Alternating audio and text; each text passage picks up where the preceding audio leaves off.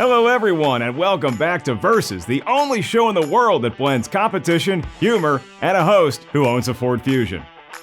It's Elise. Driving today's episode is an all-time clash of classic creatures so legendary their lineage can be traced back almost 100 years, and that's just their cinematic legacy. If you want to incorporate mythology, we'd have to start with ancient Egypt and make our way through thousands of years while also visiting Transylvania, a mysterious laboratory, and, well, the woods. It's the Mummy versus Dracula versus the Invisible Man versus Frankenstein versus the Wolfman in our Universal Monster winner-take-all free-for-all. In one corner you have Count Dracula, whose Universal run consisted of him, a son, a daughter, and starred legends such as Bela Lugosi and Frank Langella in the title role. Next up, it's Frankenstein, who took a bride, had a kid, was a ghost, and met the Wolfman. Said wolf person had a house, kicked it with Abbott and Costello, and was most notably played by Lon Chaney Jr. Taking them on is, he's probably in here somewhere, the Invisible Man, which is actually a limiting term because we're also including the Invisible Woman here, as well as the most recent film of any in the field today, 2020's accurately titled The Invisible Man. And wrapping things up will be the Mummy, famous for having a tomb, a ghost, a curse, and a sweet ride at Universal Studios. They really love some monsters at that studio. Here's how we'll determine a winner. Round 1, box office. Round 2, Tomatometer / audience score. Round 3, villains. Round 4, it's alive. And then we'll do a wildcard round that may well come down to who would you rather be? A dashing fella whose only drawback is that you get very itchy during a full moon, or an even more attractive human who can occasionally turn into a bat, a creep who is invisible, and yes, again, maybe right next to me, a lumbering Hulk with an abnormal brain, or a revived ancient spirit that is thousands of years old and brings their own toilet paper to public restrooms. This is going to be the bloodiest battle we've ever had on Versus. Let's get it on. Round 1, box office. Today's match will be won primarily on the strength of each creature's classic Universal movies. However, this first round will more likely be determined by the old adage, what have you done for me lately? Box office data can be spotty for older flicks, so if you've had a nice revival in the last few decades, that's going to be a solid leg up. Walking up to the plate first is the Invisible Man, also known as the last great theater experience I had before the pandemic hit. 2020 had such promise back then, and the version starring the tremendous Elizabeth Moss grossed $143 million at the worldwide box office. That's the good news. The bad news is that the most recent Universal pick with said unseen lead before that was in 1951 when he surprised Abbott and Costello. Who's on first? I don't know. I literally can't see. I'll give the Invisible franchise credit for a $143 million average, but even that gaudy number pales in comparison to the Mummy.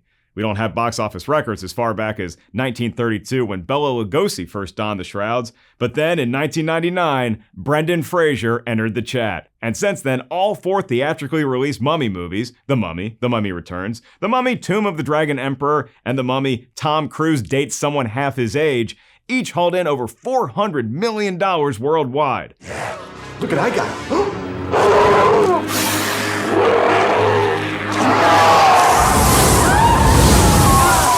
Wow, planet Earth loves old curses. Over $1.67 billion in total receipts make for a $418 million average, and this is the first time I can accurately say Brendan Fraser, more of an A-list star than Maverick from Top Gun.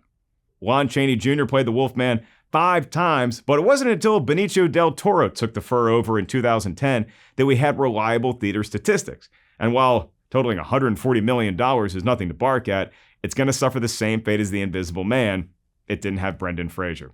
Only 2 monsters stand in the way of the Mummy taking this round easily, but these monsters are pretty famous. Dracula? Come on, the dude's a legend, and that's not even counting the times Gary Oldman and Leslie Nielsen played the Bloodsucker. He's going to be a threat today for sure, but between him and Frankenstein, they only have one flick that has trustworthy numbers, 2014's Dracula Untold, which starred Luke Evans and notched $214 million on Earth. Really? That's a beefier take than either the Wolfman or the Invisible Folk, but nowhere near enough to disturb the slumber of the Mummy.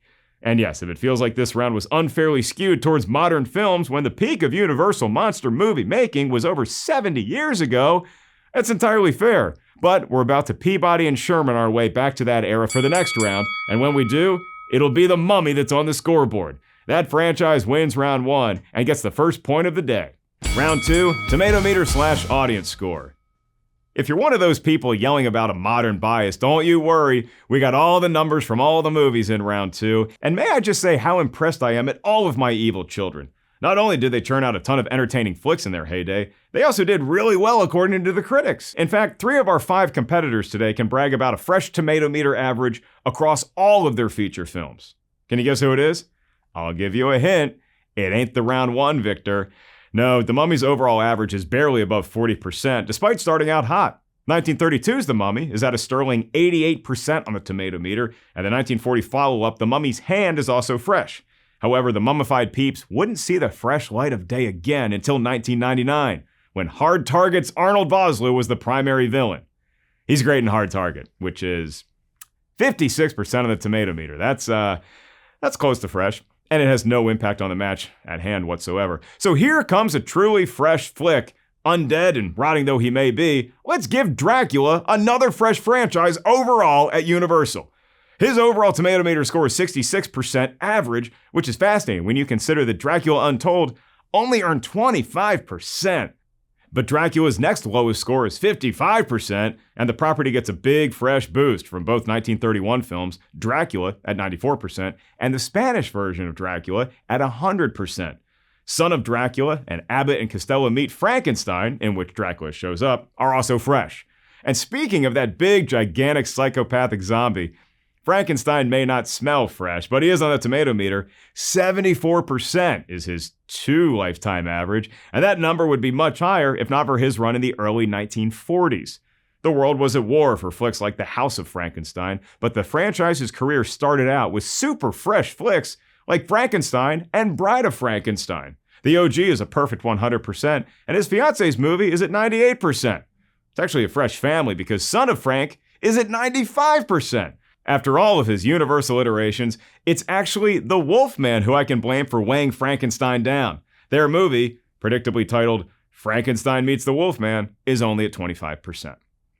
Which is a good clue that the Wolfman is the other rotten creature on our list, but he gets much closer than the Mummy did to freshness, missing out by only 5% for an overall average of 55% on the Tomatometer. Sammy Hagar's driving nemesis 55 was arrived at here thanks to fresh films like 1940's The Wolfman, the first time Lon Chaney Jr. played the role at 90%.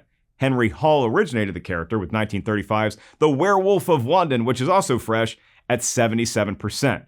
And yes, Warren Zevon's tune 40 years later would be a perfect 100% if we had a Tomatometer for music. Anybody on that yet? Anybody been reading my letters? That leaves the Invisible Team as Frankenstein's chief competition in this round, and there's only one movie in its entire history that is rotten. The Revenge of the Invisible Man from 1944 at 40%.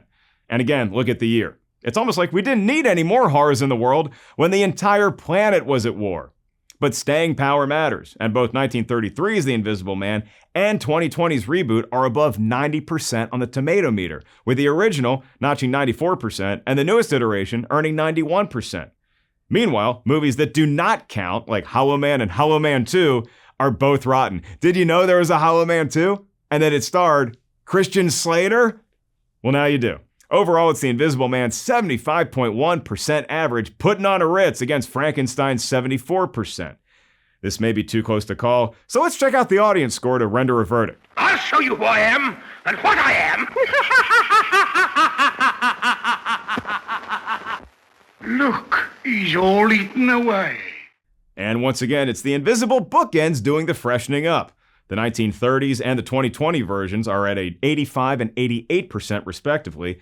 Abbott and Costello meeting up with the Invisible Fella is the only other time that the audience got the property to fresh.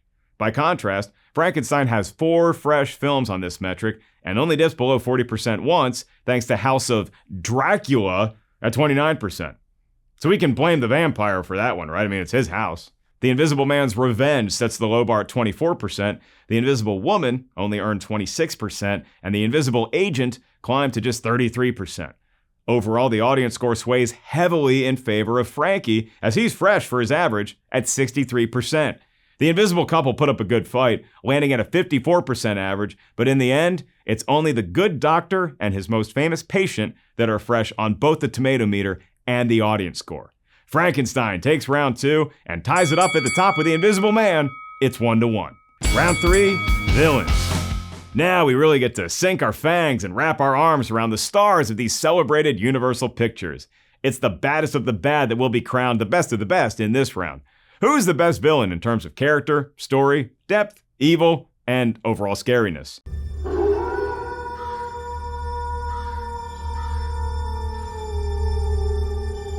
And based on those qualities, when it's a full moon, get your Coors Light ready and crank the Bob Seger, because you're going to need all the silver bullets you can find. The Wolfman kicks us off here, and also acts as a fun gateway for a walk down memory lane. Come on, kids, to old-timey Hollywood we go. Lon Chaney Jr. was made famous by his multiple portrayals of Universal baddies, but it was his father, who was named, guess, Lon Chaney, who first walked with the Queen back in 1923 for The Hunchback of Notre Dame, giving Universal their very first horror movie hit. Chaney then endured even more extensive makeup for the Phantom of the Opera in 1925. That's back when Andrew Lloyd Webber still had 23 years to go before appearing on Earth. For practical purposes, those films are not in competition here today. Also left out in the swamp is the creature from the Black Lagoon. The poor guy's the Rodney Dangerfield of the Universal classic monsters, but I will give him respect in a later round. For now, it is Lon Chaney II engineering a bid for the Wolfman to get on the board, but Henry Hall played a mainstream werewolf first, with June Lockhart and Benicio del Toro also playing versions in subsequent decades. The most classic Wolfman in the movie is Larry Talbot, and in a weird way, becoming a wolf person might have been good for his code of chivalry. As a regular Joe, he's kind of a creep that spies on Gwen in her bedroom. Come on, dude. But when he morphs into a creature, thanks to groundbreaking makeup effects from Jack Pierce, the howling commences. Rick Baker and Dave Elsey would later win an Oscar for their work on the 2010 version. As a villain, the Wolfman is without question terrifying, both as an individual entity and the psychological concept that this could happen to any of us. We've all woken up naked in the woods before, but few of us went on murderous rampages under a full moon the night before. Another reluctant entry in this round would be Frankenstein, who is the accepted name of the monster, even though that's the last name of the doctor that brings the big guy back to life. It's still unclear who the real evil in that series is. Is it the reanimated corpse? The obsessive practitioner of medicine? Is it AP Bio class? They all schemed to make an enduring story that began with tragedy, with Boris Karloff in the first film, and then saw the creature come into his own and feel all the high school dance feelings opposite his betrothed Pretorius in Bride of Frankenstein. The scares in these films initially come at the hands of a terrifying, overbearing presence, but once we get to know Frank a little better, you kind of want him to succeed in life and meet Bud and Lou for some comedic hijinks. The Mummy similarly gets by with scares from the first look reanimated horror of seeing a dead person stroll with bandages unraveling with every step. But the first Mummy flick, also starring Boris Karloff, is more about the obsession that Imhotep feels towards Helen, played by Zita Johann. Love being a force stronger than death is the primary theme here, but the sequels did hone in on an even more sinister mummy, hell-bent on death, destruction, and revenge, all the stuff we love. A true villain in every sense of the word is Dr. Jack Griffin. That name doesn't ring a bell. He also goes by the moniker The Invisible Man. Claude Rains is note perfect in his role that originated the character on the big screen in 1933 as an adaptation from H.G. Wells' classic novel. Griffin's invisibility power is initially treated as an affliction he wants to cure, but that Hippocratic oath obedience quickly subsides, giving way to his longing for power and perversity. You could write off some of his actions as his desire to win over Flora, played by Gloria Stewart, but I can't rectify acts of terrorism and murdering dozens of innocent civilians that way. The invisibility was a lab accident, but it made one of the more truly terrifying characters in cinematic history. Whether it was science gone wrong or a fancy technological suit that's providing the ability, it's the most human of any of these monsters that could win this round. But wait, what's that? Good God, that's Count Dracula's music. Aren't you drinking? I never drink. Why? Again, I love all of my evil entities equally, but Dracula's gotta be the most famous of anyone in contention today. A legend rooted with some kind of historical truth. He was brought to life, or death, first by Bela Lugosi in 1931, while Carlos Valerius played the titular character in the Spanish version that same year. Bram Stoker made this character a mythological titan, but the film version also took as much inspiration from a well-received stage play from the 1920s that starred a Hungarian actor named, you guessed it, Bela Lugosi. He would lobby hard to reprise his role on the big screen, and along with him came the suave, sexually in-touch iteration of the vampire that we see in the play. Lugosi cast a large shadow over anyone else stepping into the role, but other Dracula tales offered valuable additions to the lore. Son of Dracula is the first time that we see a vampire turn into a bat on screen, and Dracula's Daughter is our inaugural time seeing a human side of the creature of the night, as Countess Zaleska feels remorse and reluctance about her frightening abilities. No one is more famous or intimidating than Count Dracula, and in case you were wondering, yes, Lon Chaney Jr. also starred in a film in this franchise, leading the Son of Dracula. But it's the one role that Lon's kid didn't play that is winning me over here. All of our competitors have some human redemption aspect of their villainous presences. Dracula and the Invisible Man seem the least affected by this, and who could blame them? They have the coolest powers. It's the classic would you rather, invisibility or flight. What gets me swayed towards the invisible bunch is that the human side that yearns for love can get dark fast, and once it goes down that road, it ain't never coming back. Dracula is truly terrifying, but classy about it, and you usually see him coming. Actually, some tellings of the tale indicate that he needs an invitation to come over and bite your neck. So lock your doors and draw the curtains and don't let him in. The problem is, an invisible person might already be inside your abode. Literally, right now, while I'm talking to you, could be an invisible person right behind you. These monsters are all crazy scary, but it's the one that also makes you think you're crazy that gets the win in this round. There's little redemption for the Invisible Man. That power made him mad, and now we can't even trust our own eyes anymore. Invisibility upsets the ultimate coffin napper here and gets a point for their team. It's 1-1-1, and Dracula and the Wolfman are still looking to get on the board. It's alive! It's alive! It's alive! Round 4. It's alive! There may not be a more iconic line in all of film history than those legendary words exclaimed by Colin Clive's Dr. Henry Frankenstein. And it makes a fun title I get to shout out to kick off this round, which is going to be one by which franchise has the best moments. Which set of flicks has the best scares, creeps, and impactful sequences of all? Well, we might as well start with The Good, Bad Doctor. Now I know what it feels like to be God, is how that momentous scene in the first Frankenstein film concludes, and it opens up a Pandora's box of questions for us, the audience, to sort through. What is truly scarier, a creature or the man who made it up?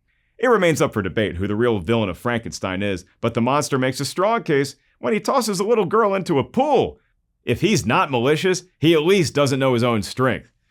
He may not be a smart man, but he does know what love is, provided the love is just as strange as is the case with Bride of Frankenstein. One of the highlights of that movie is the unique chemistry on display in scenes like when the monster simply offers her a drink. Attraction is the most powerful elixir of all, as we'd see in the Mummy films as well. Boris Karloff's sad eyes add an emotional depth to Imhotep's mummified remains, and we feel the centuries of yearning when they're laid upon Helen. Of course, it's a horror movie, so he's going to have to kill her in order to resurrect true love, and the entire horror genre can be summed up by Ralph's reaction to seeing the mummy walk away. He screams, and then he starts laughing maniacally, as if his body can't find the correct way to express the overwhelming fear that he's currently experiencing. And really, isn't that how we all react when we see something in a movie theater that scares us? We all react, we get scared, and then we have a good laugh together before bracing for the next scene.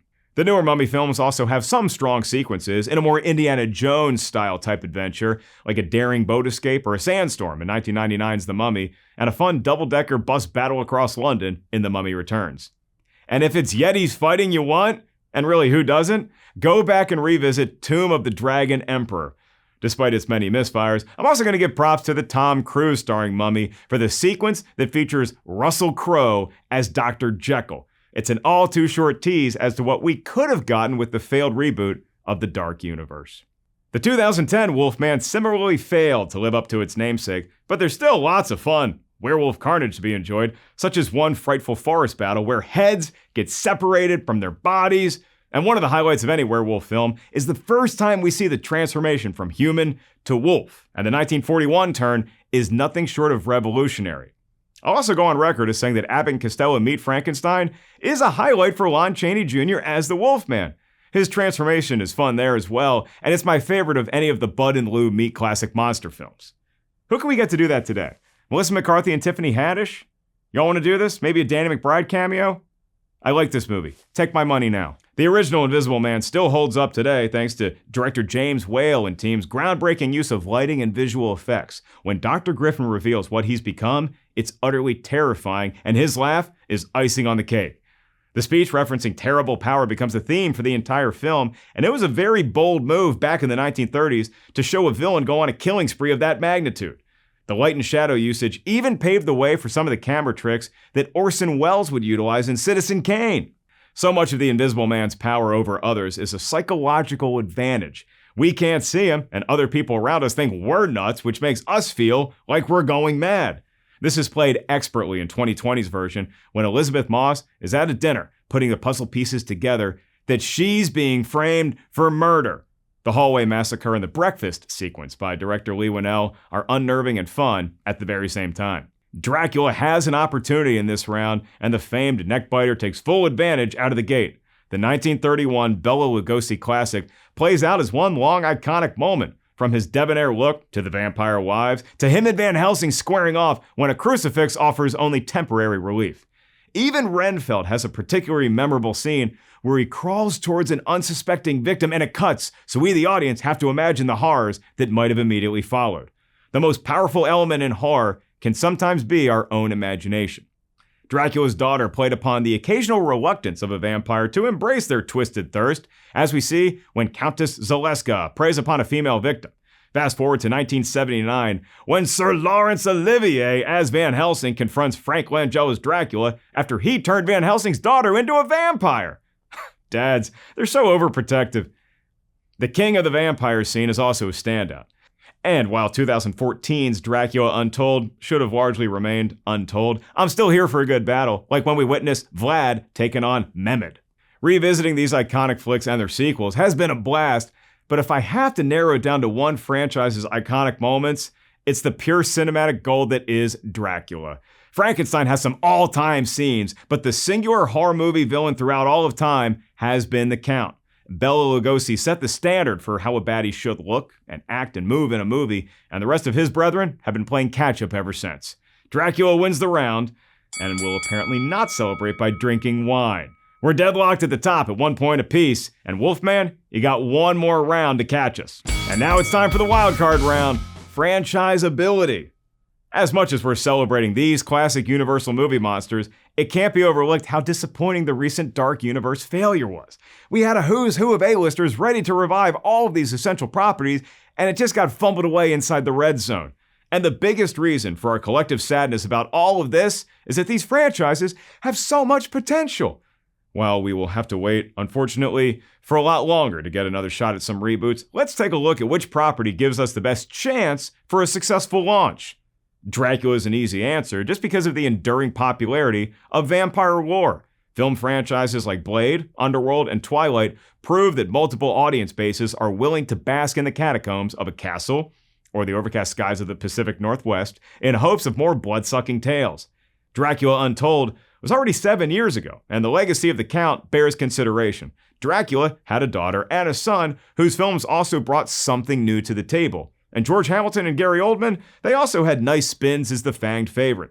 But how do you cram all that lore and all that history into a new Dracula story? Are we vampired out at this point? And can we accept yet another reboot of the world's most famous A-positive fan? Twilight and Underworld also had werewolves, and the Wolfman's attempt at a new legacy is even older than Dracula Untold. 11 years on, would a new Wolfman make sense? Lon Chaney Jr. appeared in every one of today's franchises with the exception of The Invisible Man, but it was as the Wolfman where he found the most success. And with a 2010 cast that included the likes of Benicio del Toro, Anthony Hopkins, Emily Blunt, and Hugo Weaving, how could it not have spawned another killer franchise? Internal issues during production forced the hand of just-added director Joe Johnston, and the production suffered from divergent opinions within the studio. If we couldn't get it right with that team, what chance does anyone else have to revive poor Wolfie? The Invisible Man poses an interesting choice here. He'll never be rated on a par with Dracula or Frankenstein as far as fame or breakfast cereals go, but maybe that helped with a 2020 reboot being so successful and well-received. We had less expectations, that's fair, and we weren't anticipating an MCU-like horror universe to be spun from this one movie, as we were with the 2017 Mummy. Yeah, that mummy got stretched in way too many directions when the focus should have been just on telling one good, scary story. Or making a Dr. Jekyll movie starring Russell Crowe right out of the gate. I still want that flick. But now that we have a solid entry in a new Invisible Man franchise, could that be the linchpin for sequels and spin-offs? Does it even want to be that? The Mummy certainly had high hopes, as did the 1999 reboot, which did boffo box office and spawned its own popular property. And again, that ride, it's as fun as it is short. It lasts like 45 seconds. It's worth the wait, I promise you. Now, the Mummy lore would have made some sense to kick off a new shared universal, universe, because its lore takes us so much further back than any of the other properties in competition today. But it also feels like it can stand alone and just entertain us for decades simply by spinning yarns that range from the horrific to the swashbuckling. The only issue, we gotta wait a while to get the taste of that 2017 version out of our mouths. The prospect of having Angelina Jolie play the Bride of Frankenstein was certainly intriguing, but at some point we gotta wonder if these properties could work alongside the appetite of modern audiences. Would the madness of Dr. Frankenstein hold up better than the obsession of the Mummy or the untamed violence of the Wolfman? Can this technological spin placed on the Invisible Man propel that franchise to new heights, or should we simply go back to square one at Dracula's Transylvania pad? It's a great question that has been bantered around in the highest halls of Hollywood, and it worked so well decades ago that it was Abbott and Costello you could credit for launching the first shared universe. Everyone who is anyone in Universal Horror was around when those fellas met Frankenstein, and this was going on when Captain America was still a popsicle in the middle of nowhere.